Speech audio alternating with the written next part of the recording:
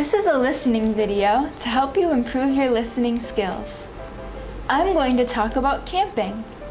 Have you ever been camping? Camping is a recreational outdoor activity that involves sleeping in a tent in the woods. People usually sleep in sleeping bags to stay warm.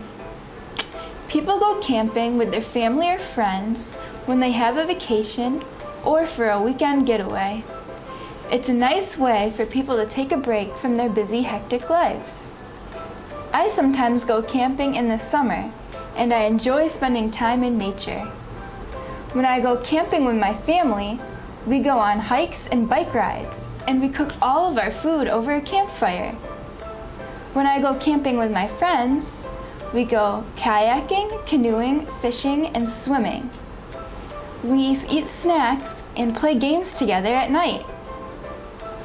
My favorite part of camping is sitting around the campfire, singing, talking, and making s'mores.